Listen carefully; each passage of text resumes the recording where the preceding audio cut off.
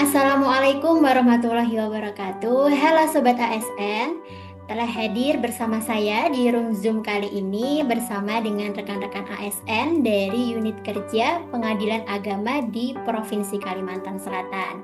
Ada Kak Adi dari PA Banjarbaru, say hi dulu Kak. Halo Hai, Kak. Ada Kak Nuri dari PA Tanjung, halo Kak.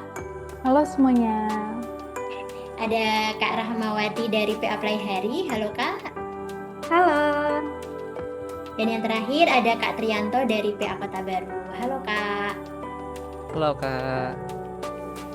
Dalam kesempatan kali ini, rekan-rekan ASN ini akan memberikan insight mereka seputar good practice versus bad practice dalam mewujudkan smart governance di pengadilan agama. Nah, mungkin aku mau ke Kak Adi dulu ya. Kak, mungkin bisa disebutkan nih contohnya dari bad practice dan juga good practice di pengadilan agama kakak ya di PA Banjarbaru. Mungkin juga bisa dijelaskan terkait good practice itu kunci keberhasilannya apa sih? Dan juga bad practice itu penyebabnya apa? Bagaimana alternatif penyelesaiannya? Silahkan Kak. Baik, terima kasih Mbak Ais. Saya akan memaparkan contoh dari penerapan good practice di Pengadilan Agama Banjarbaru, yaitu yang pertama, bersikap terbuka terhadap kebijakan atau sistem baru. Seperti sekarang pendaftaran perkara sudah full ECOT. Nah, ada beberapa keuntungan menggunakan layanan ECOT ya teman-teman. Yang pertama, pendaftaran perkara lebih mudah, cepat, dan transparan. Proses persidangan lebih mudah, biaya perkara lebih murah, pengarsipan berkas perkara lebih mudah dan aman. Selain ECOT, good practice yang dilakukan Pengadilan Agama Banjarbaru adalah melakukan penyesuaian penerbitan akta cerai menggunakan sistem elektronik akta cerai.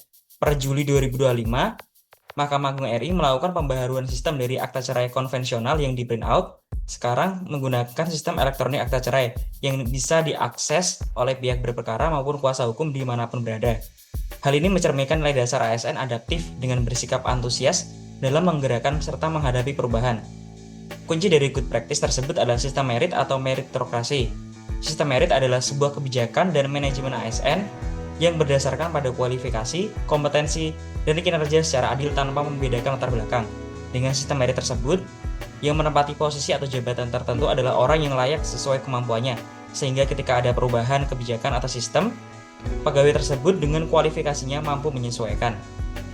Kemudian untuk yang bad practice di Pengadilan Agama Banjarbaru, itu belum optimalnya koordinasi dengan instansi lain. Seperti contoh ketika Pengadilan Agama Banjarbaru pada perkara perubahan nama pada buku nikah meminta pihak untuk ke KUA tempat dikeluarkannya buku nikah untuk meminta surat nikah tercatat atau tidak tercatat untuk buku nikah yang terbit sebelum tahun 1974. Tujuannya, jika buku nikah tercatat, maka pengajuan perkara perubahan nama pada buku nikah. Namun jika tidak tercatat, pengajuan perkara isbat nikah. Akan tetapi dalam pelaksanaannya, beberapa KUA tidak mau mengeluarkan surat keterangan tersebut.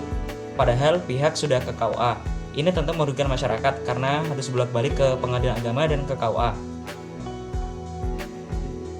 Kemudian penyebab kurangnya koordinasi ini adalah belum adanya forum lintas instansi bulanan antara Pengadilan Agama Banjarbaru dan instansi lain. Solusi agar tidak terulang adalah dengan menciptakan ruang komunikasi terbuka dengan instansi terkait agar sistem atau kebijakan baru dapat tersampaikan dengan baik dan dapat ditindaklanjuti. Sekian dari saya, Mbak Ais. Terima kasih. Saya kembalikan ke moderator.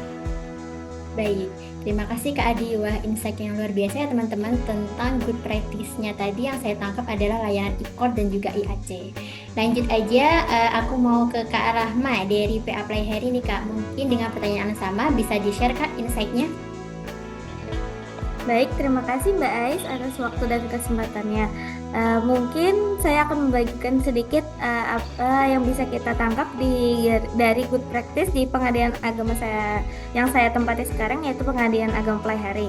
Nah, mungkin good practice-nya itu digitalisasi pengembalian sisa panja, yaitu dengan mengembalikan sisa panja secara non tunai dengan transfer kepada pihak langsung. Nah, kenapa ini bisa dikatakan berhasil? Karena sesuai dengan inovasi berbasis kebutuhan. Jadi kebutuhannya yaitu supaya waktu para pihak lebih efisien gitu, tidak harus bolak-balik ke kantor untuk hanya mendapatkan sisa panja tersebut. Nah, mungkin ini juga berkaitan dengan dukungan teknologi yaitu digitalisasi, yang mana kita sudah mempunyai nomor rekening yang mereka para pihak daftarkan di awal gitu. Kemudian terkait dengan nilai dasar ASN berhak yaitu adaptif dan berorientasi pelayanan. Kenapa adaptif? Karena kita mendigitalisasi, yang mana zaman sekarang kan sudah banyak berbasis non tunai seperti itu. Kemudian di bagian bad practice-nya, yaitu yang bisa saya sampaikan, belum sepenuhnya para pelayan PTSP sabar dalam menghadapi pihak melalui layanan chat WA. Nah, kenapa hal itu terjadi? Karena ada beberapa pertanyaan yang mungkin di luar batasan yang bisa dijawab melalui chat atau tertulis. Nah, maka dari itu bisa kita cegah dengan apa? Dengan melakukan batasan-batasan atau membuat chatbot yang berisi frequently asked question, yang mana itu berisi tentang hal-hal umum seperti syarat, berapa biaya, dan lain sebagainya. Nah, kemudian hal tersebut bisa kita kaitkan dalam Smart ASN pada agenda 3 ini, yaitu dengan melakukan inovasi tadi yang berbasis digital, yaitu dengan mengintegrasikan chatbot di WA. Nah, mungkin itu saja Mbak Ais yang bisa saya sampaikan. Terima kasih. Wah, luar biasa juga nih praktik good practice yang ada di PA Play Hari. Selanjutnya aku mau ke Kak Trianto yang dari PA Kota Baru. Silahkan Kak di-share untuk insight-nya. Baik, terima kasih Mbak Ais atas waktu dan kesempatannya. Terkait good practice dan bad practice di satuan kerja masing-masing, khususnya saya sendiri di Pengadilan Agama Kota Baru. Terkait good practice-nya, petugas memberikan pemahaman bahwa pengembalian biaya PNBP adalah hak masyarakat yang harus diterima. Pada manajemen ASN, khususnya akuntabilitas, kita dituntut untuk selalu mengutamakan transparansi proses agar terbebas dari praktik KKN yang bisa terjadi di ranah manapun. Hal ini untuk mewujudkan pemerintahan yang bersih dan berwibawa. Petugas bertanggung jawab penuh untuk memastikan hak keuangan masyarakat terpenuhi. Kegagalan mengembalikan atau menahan hak tersebut adalah pelanggaran akuntabilitas. Selain itu, proses pengembalian PNBP harus terbuka, jelas, dan mudah dilacak. Ini memastikan bahwa tidak ada biaya yang disalahgunakan atau ditunda tanpa alasan yang sah, sehingga mencegah praktik KKN.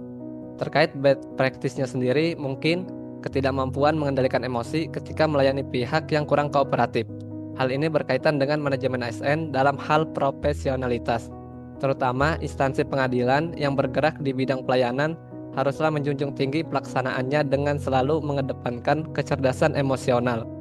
Sebagai seorang ASN, harus mampu mempertahankan sikap hormat dan sopan, terlepas dari provokasi atau sikap tidak kooperatif dari pihak yang dilayani.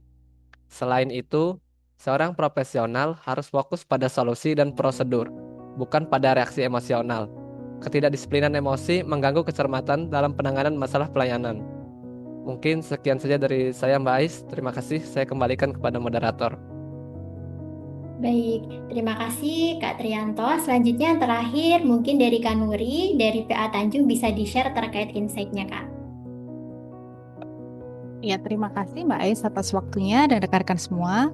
Terkait good practice dan bad practice dalam mewujudkan smart governance, adalah merupakan tata kelola pemerintahan yang cerdas yang menggunakan teknologi informasi dan komunikasi untuk meningkatkan efisiensi, efektivitas, transparansi, dan responsivitas dalam pelayanan publik. Untuk good practice pada Pengadilan Agama Tanjung, yaitu yang pertama mengenai pemberitahuan rekap sisa panjar melalui media sosial atau digitalisasi rekap panjar. Bagi mereka yang belum mengambil sisa panjar diberitahukan melalui media sosial. Lalu yang kedua, adanya pengisian buku tamu elektronik melalui G-Form sehingga lebih efisien dan tertata.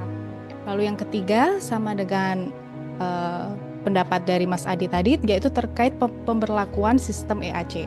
Bahwa berdasarkan surat edaran Mahkamah Agung nomor 1 tahun 2024 mengenai pemberlakuan EAC adalah bertujuan untuk mempercepat, mempermudah, serta meningkatkan efisiensi dari layanan peradilan khususnya dalam hal penerbitan salinan putusan atau akte cerai. EAC memungkinkan para pihak yang berperkara untuk memperoleh dokumen perceraian secara elektronik dengan validitas hukum yang sah, ditandatangani secara elektronik dan dapat diverifikasi melalui QR Code. Sehingga dengan adanya sistem EAC, akte cerai dapat diunduh berkali-kali, sehingga apabila hilang, maka tidak perlu repot seperti dahulu, cukup mengunduh file yang sudah ada. EAC dapat diunduh kapanpun, dimanapun, dan menghemat biaya, waktu, dan lebih efisien. Dan tentunya akte cerai dengan segi keamanan tinggi menggunakan scan barcode yang terintegrasi dengan SIMKA KUA. Lalu terkait bad practice pada Pengadilan Agama Tanjung, saya melihat bahwa perlu adanya kolaborasi dengan pihak terkait sistem EAC yang saya sebutkan sebelumnya antara KUA dan Pengadilan Agama, karena adanya kesalahpahaman dari pihak KUA bahwa akte cerai elektronik harus diterbitkan di pengadilan. Apabila pihak mencetak sendiri maka itu tidak asli. Sehingga hal ini bertentangan dengan visi misi mengapa ada sistem EAC tersebut, bahwa EAC diterbitkan untuk memberikan kemudahan dalam pihak berperkara di pengadilan. Lalu yang kedua, adanya transaksi atau aktivitas non-pelayanan hukum di luar pos bakum di lingkup Pengadilan Agama Tanjung oleh kuasa hukum. Tentunya hal ini bertentangan dan merupakan pelanggaran terhadap Kode Etik Advokat dan Undang-Undang Nomor 18 Tahun 2003 tentang advokat. Selain itu, ini bertentangan dengan prinsip akuntabilitas dan transparansi yang dijunjung tinggi oleh lembaga peradilan.